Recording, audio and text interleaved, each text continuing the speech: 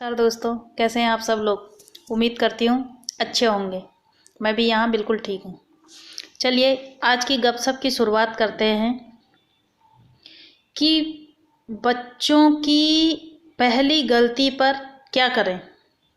जब बच्चा छोटा छोटा होता है, बोलना सीखता है, चलना सीखता है, तो बच्चे कितनी बार ऐसी हरकतें कर लेते हैं। कभी भी आप ध्यान रखिए, आप कुछ अच्छी चीज़ सिखाओगे, बच्चे उस चीज़ को उतनी जल्दी कैच नहीं करते हैं जितनी जल्दी कुछ गलत चीज़ को करते हैं। कहीं से उन्होंने कुछ गलत बात सुन ली या कभी आपने घर में ऐसी कुछ बात बोल ली, उसका उल्टा जवाब दे दिया, तो हम लोग क्या करते हैं, हंसते हैं उस समय। क्यों? उस समय ये बोलते हैं, अरे इसके मुंह से कितना अच्छा सुनाई दे रहा है ये।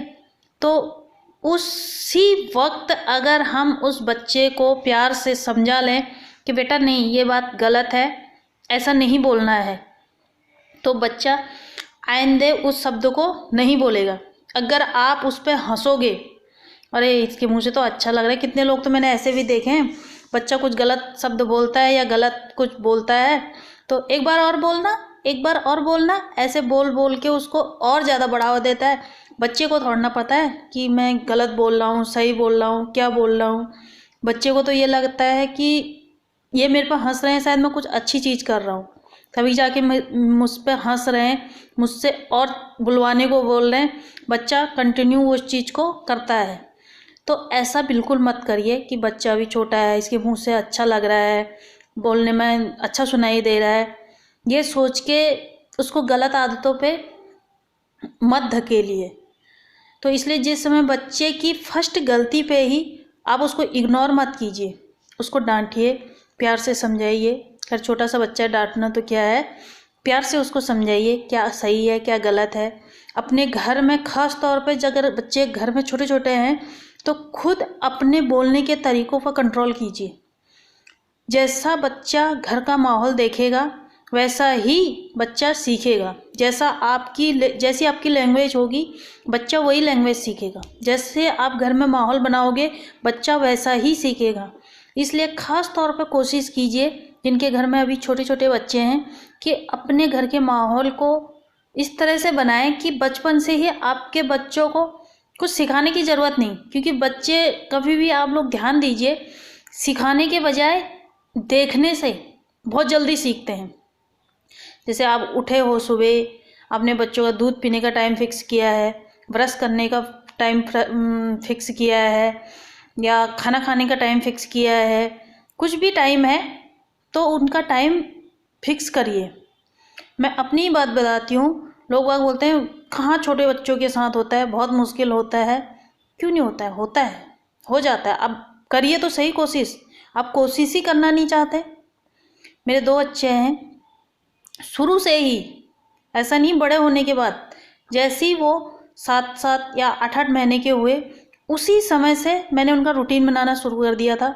सुबह मैं उनकी मालिश करती थी, मालिश वालिश करने के बाद बच्चे सो जाते थे।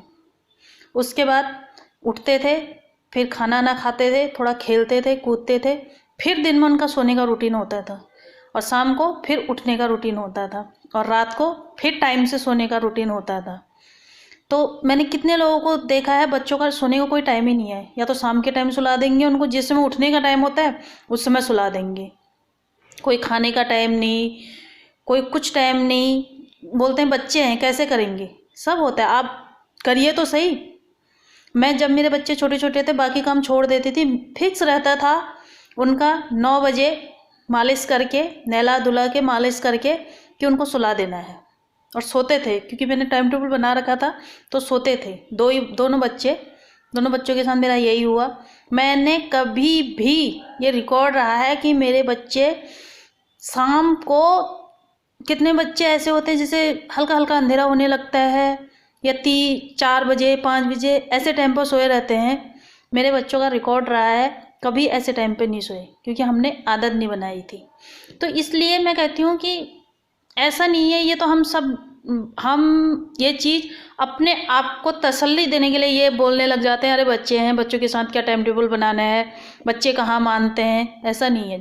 जैसी आप सीख दोगे, जैसा आप नियम बनाओगे, जैसे आप टाइम टेबल बनाओगे, वैसा आपके बच्चे सीखेंगे। आप कोशिश तो करिए, आप कोशिश ही नहीं करना चाहते हैं।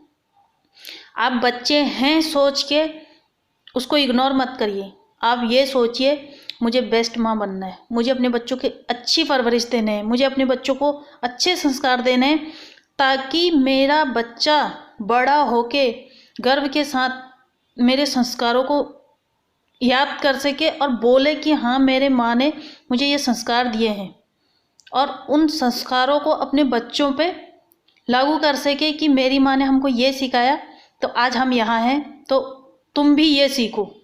ऐसी आपकी कोशिश होनी चाहिए। सिर्फ लाड़ प्यार करने से कुछ नहीं होता है।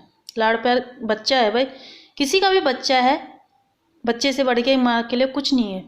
एक बच्चे के लाड़ प्यार को एक माँ से ज़्यादा कोई नहीं समझ सकता।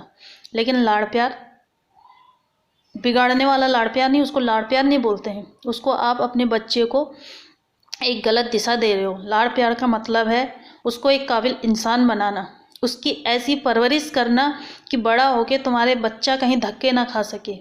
लाड़ प्यार का मतलब होता है कि तुम जिस योग्य अपने बच्चे को बना सको कि आगे जाके कहीं उसको ठोकर ना खाने पड़े। लाड़ प्यार का मतलब होता है ऐसी परवरिश दो कि बड़ा होके उसका एक नाम हो सके।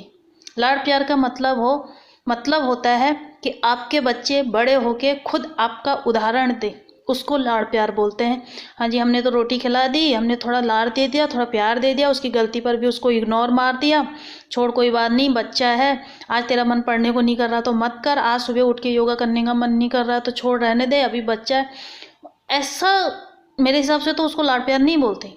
आपकी नज़र में शायद वो लाड़ प्यार होगा, मेरी नज़र में वो बिल्कुल भी लाड़ प्यार नहीं है।